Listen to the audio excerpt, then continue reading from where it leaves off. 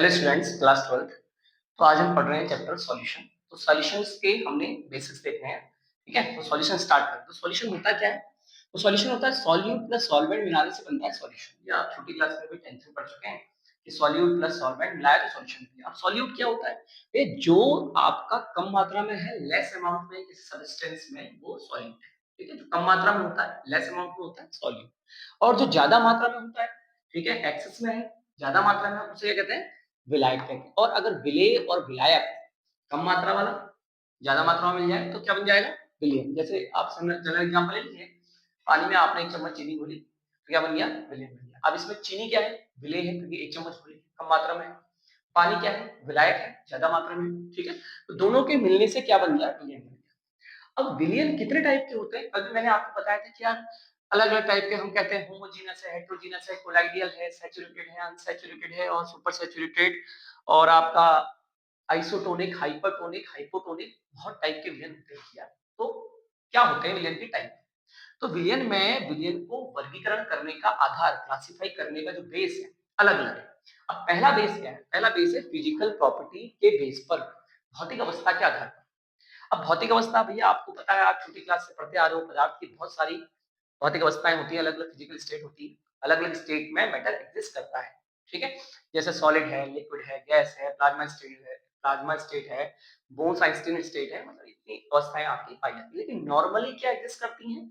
Normally solid, liquid, gas. ठीक है, तो अब अगर हमारा जो पदार्थ है सॉल्यूट और सॉल्वेंट, ठीक है, वो इन तीन अवस्थाओं में, अब सॉल्यूट भी तीनों अवस्थाओं में हो सकता है और सॉल्वेंट भी।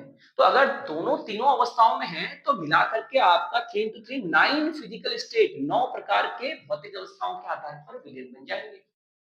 ठीक है, तो भौतिक अवस्था के आधार पर अगर हम कहें फिजिकल स्टेट के बेस पे, तो 9 टाइप के सॉल्यूशन है, क्योंकि उसमें 3 टाइप के सॉल्वेंट है और 3 टाइप के सॉल्यूट है। ठीक है, तो उनको मिलाकर के 9 टाइप के बन जाएंगे। जैसे एग्जांपल देखते हैं, एग्जांपल से ज्यादा अच्छा समझ में आएगा आप। ठीक है, जैसे पहले अगर, अब देखो सॉल्वेंट जो है, जो ज्यादा मात्रा में होता है, मान लीजिए सॉल्वेंट है, ठीक है, ये सॉल्वेंट है, ज्यादा मात्रा में है, क्या है? गैस है, और ये सॉल्यूट है, गैस, लिक्विड, सॉलिड। तो ऐसे विलयन को, ये जो तीन ऊपर वाले विलयन है, इनको हम कहेंगे गैसियस सॉल्यूशन या गैसी विलयन भी कह सकते हैं। ठीक है, गैसी विलयन, गैसी विलयन। ठीक है, यहाँ मात्रा इसको सही कर लेते हैं, गैसी विलयन। ठीक है, गैसेस इरेज कर लेता हूँ, 1 मिनट। हाँ, ये आपका गैसियस सॉल्यूशन, गैसीय विलयन। ठीक है, और दूसरा, ये अगर आपका जो विलायक है वो किस स्टेट में है? लिक्विड फॉर्म में है, तो उसे कहेंगे द्रव विलयन या लिक्विड सॉल्यूशन। ये द्रव विलयन हो गया। ठीक है, और अगर सॉलिड स्टेट में है विलायक तो उसे क्या कहेंगे? ठोस विलयन, उसे बोलेंगे सॉलिड सॉल्यूशन। अब हम सोचते हैं यार सॉल्यूशन का मतलब शायद लिक्विड ही होता होगा, ऐसा नहीं है, सॉलिड का भी सॉल्यूशन होता है। ठीक है, फिजिकल स्टेट के बेस पे। तो कुछ चीजें आप बहुत अच्छी पढ़ेंगे इस टॉपिक में।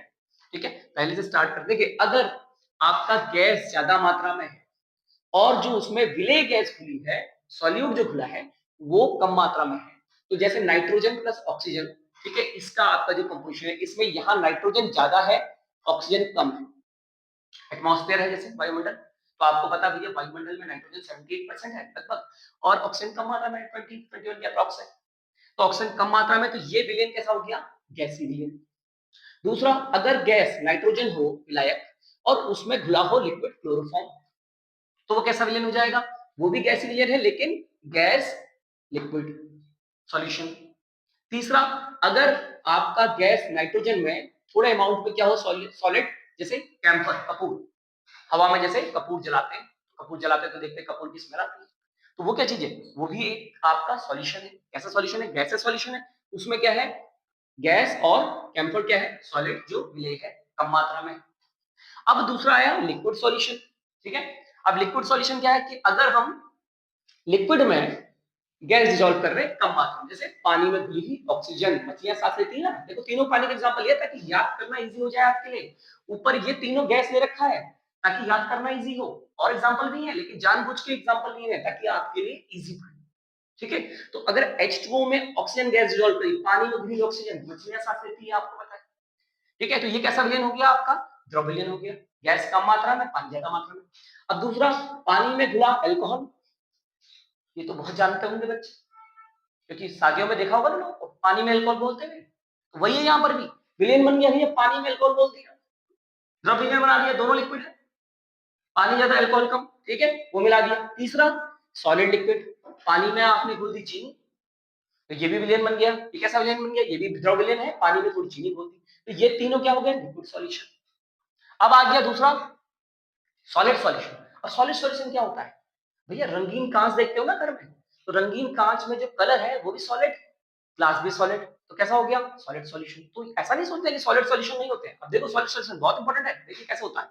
अगर सॉलिड में गैस डिसॉल्व कर दी हमने, हाइड्रोजन पैलेडियम में डिसॉल्व की हाइड्रोजन गैस, तो ये भी क्या है? पैलेडियम सॉलिड है, उसमें हाइड्रोजन बबल्स थोड़ी सी, तो वो भी आपका सॉलिड सॉल्यूशन। दूसरा, ठीक है, सोडियम लिक्विड है, किसमें डिसॉल्व करी? सॉलिड, सॉरी सोडियम आपका सॉलिड है, मरकरी Hg क्या होता है? मरकरी, मरकरी किस फॉर्म में दिस करता है? द्रव रूप में, ठीक है, लिक्विड फॉर्म में।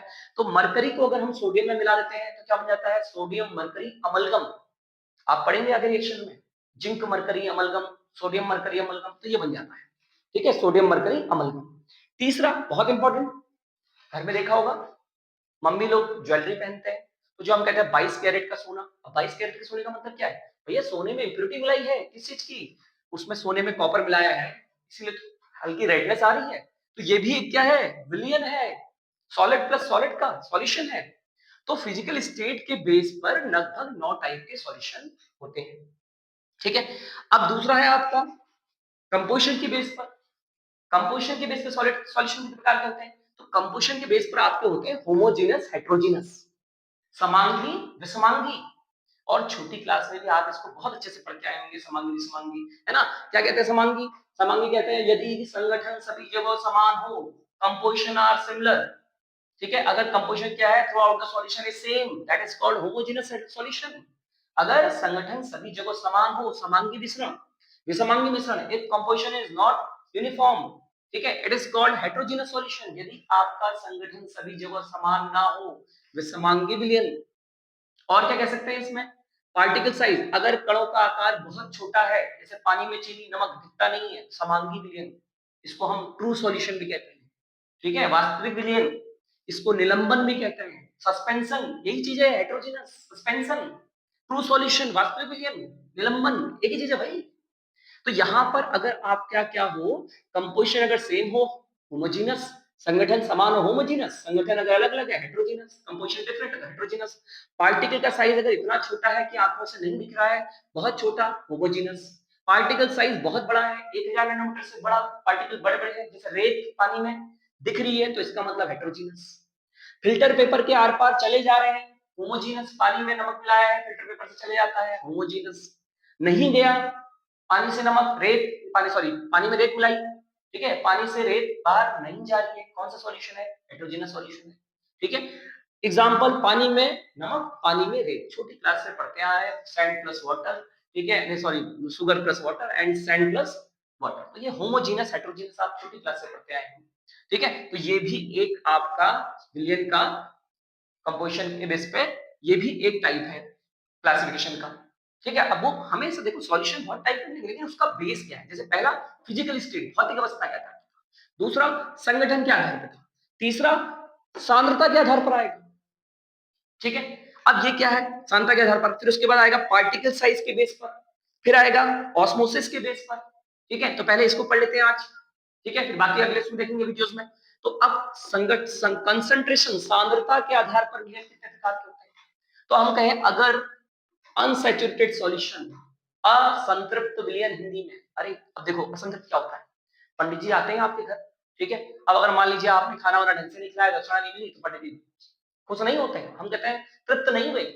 और अगर पंडित जी को दक्षिणा अच्छी खासी मिल गई, खाना पीना जम के खिलाया, तो पंडित जी कहते हैं जजमान तृप्त हो गए।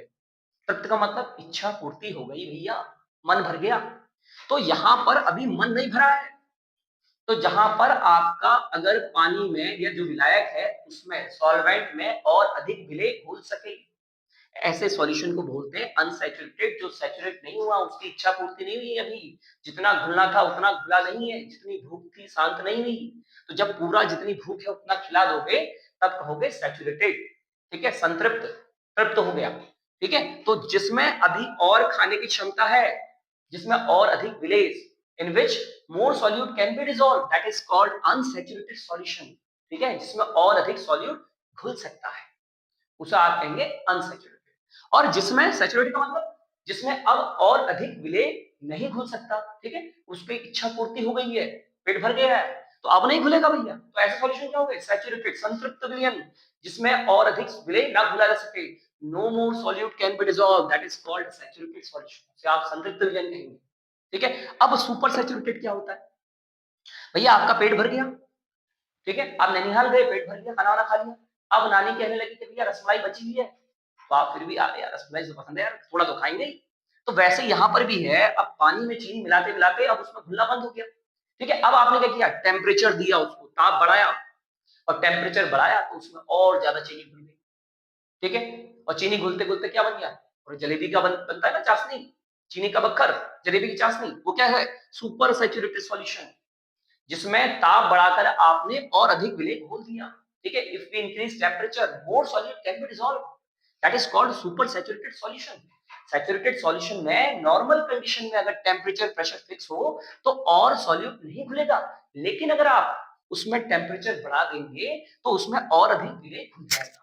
तो इस टाइप का सॉल्यूशन को कहेंगे super solution, saturated solution. If we increase temperature, temperature increase करेंगे तो आपका क्या होगा, सॉल्युबिलिटी बढ़ जाती है, that is called super saturated solution, जैसे चीनी का बक्खर, ठीक है। तो यहाँ पर टेम्परेचर कांस्टेंट था इसका, यहाँ पर टेम्परेचर कांस्टेंट नहीं है, टेम्परेचर बढ़ा दिया तो सॉल्युबिलिटी बढ़ गई, ठीक है। तो ये क्या हो गया, सुपर सैचुरेटेड सॉल्यूशन, ठीक है। तो अब जो आगे का है, आज वीडियो इतनी है, ठीक है, अगला फिर अगले वीडियो में पढ़ेंगे, ठीक है, छोटी छोटी वीडियो अपलोड करते हैं, ठीक है। Thank you students.